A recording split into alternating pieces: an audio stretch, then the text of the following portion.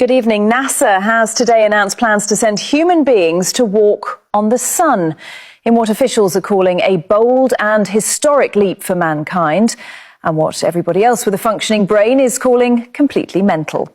The agency says the mission will showcase the very best of human courage, innovation and denial as a hand-picked crew of astronauts prepare to land on the surface of a gigantic burning star in the name of science, progress and headline management.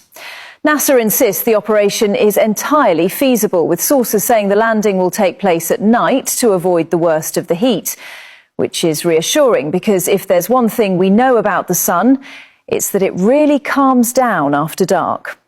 Engineers have reportedly spent years developing a new generation of protective suits capable of withstanding extreme temperatures, violent radiation, and perhaps most impressively, the sheer embarrassment of being involved in something this obviously stupid.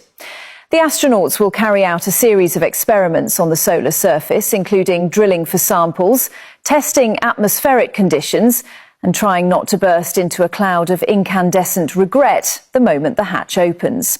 NASA says the mission represents the next chapter in humanity's journey to the stars, proving once again that no idea is too absurd if it comes wrapped in enough funding, graphics and solemn press conferences.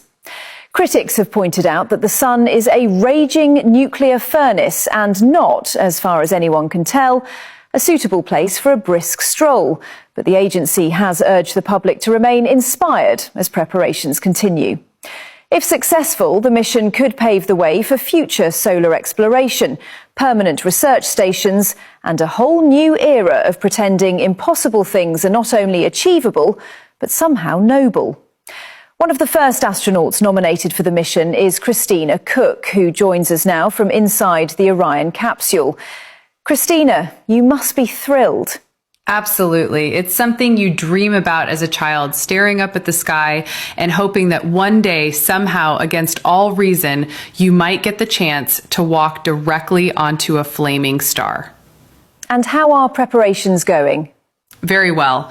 We've done years of training, the crew is focused, and NASA has assured us that once we reach the dark side of the sun, conditions should be far more manageable. Wonderful. And just beside you there, Jeremy Hansen. Any thoughts? Well, obviously it's a huge mission.